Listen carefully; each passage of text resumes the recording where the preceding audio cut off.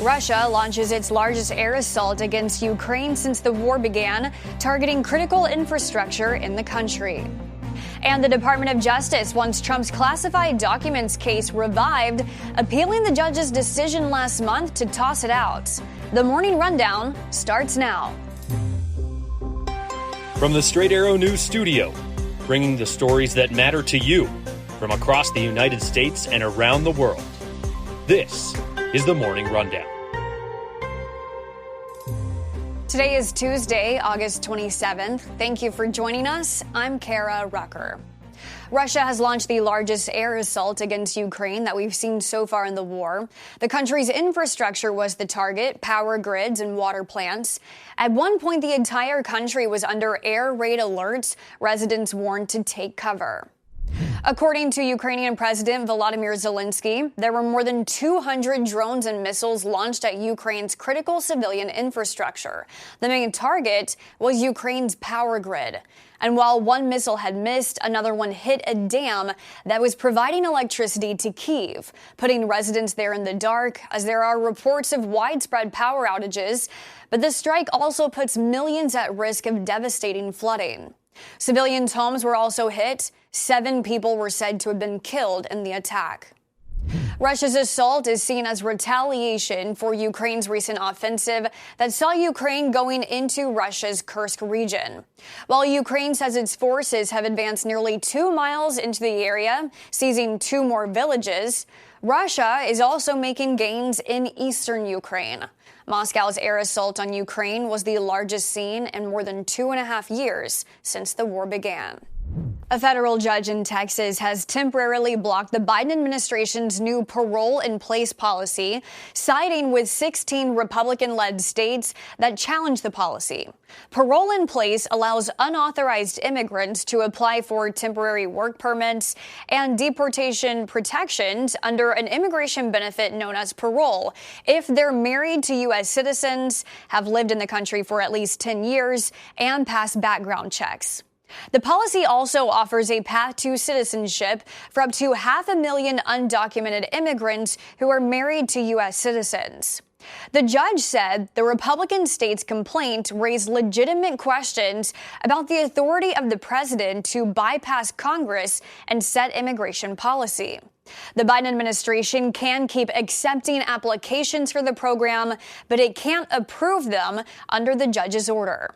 That order is set to remain in place for 14 days while both sides submit arguments in the case, but it could be extended. Special counsel Jack Smith is pushing to revive the classified documents case against former President Donald Trump. This comes after Judge Aileen Cannon dismissed the case last month. Smith is now arguing that Cannon's decision was flawed and lacked merit. In a new court filing, Smith contends that Cannon's ruling, which claimed the prosecutor's office didn't have the constitutional authority to pursue the case, was incorrect. Judge Cannon had ruled that the Justice Department couldn't appoint or fund special counsels like Smith without Congress approving it. The 11th U.S. Circuit Court of Appeals is now reviewing this decision.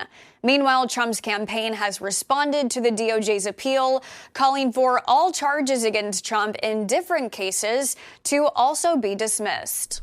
Emergency crews in Alaska are concerned more landslides could come after a large landslide killed 1 person and forced dozens to evacuate their homes in the tourist town of Ketchikan. The slope is still unstable, and authorities say state and local geologists are assessing the potential for further slides. So far, we know 4 homes were critically damaged, but homes next to where the landslide went through are still being assessed. The National Weather Service said Ketchikan got more than 2.5 inches of rain in about 36 hours over the weekend, but rainfall totals at higher elevations range from 5 to 9 inches. An airline was accidentally selling hundreds of first-class tickets for about 85% cheaper than usual, and it wasn't some sort of sale. It was a coding error that caused a glitch in its system, and there were customers that took advantage of it while they could. The first-class seats were on flights between Australia and the U.S. on the Australian airline Qantas. The tickets normally range from $13,000 to $20,000, but were sold for less than $4,000. The company company says the flaw in its online booking system has since been fixed. And customers who thought they got a deal too good to be true were right. They're now being contacted to either receive a refund or get a seat reassignment to business class. Finally this morning, history was made on the baseball diamond at Boston's Fenway Park Monday night. In unusual circumstances, we saw the first MLB player to ever play for both teams in the same game. Here's how that happened. On June 26th, Danny Jansen was on the Toronto Blue Jays and up to bat in their game against the Boston Red Sox when the game had to be suspended because of bad weather. On July 27th, Jansen was traded from the Blue Jays to the Red Sox. The unfinished game finally picked back up Monday after a 2-month delay, with Jansen behind home plate playing catcher for the Red Sox. So while it was months apart, it was technically still the same game, earning Jansen a spot in the MLB history books that could one day come up at trivia night. These are your top stories for this Tuesday. We'll see you back here tomorrow. Until then, I'm Kara Rucker. Have a great day.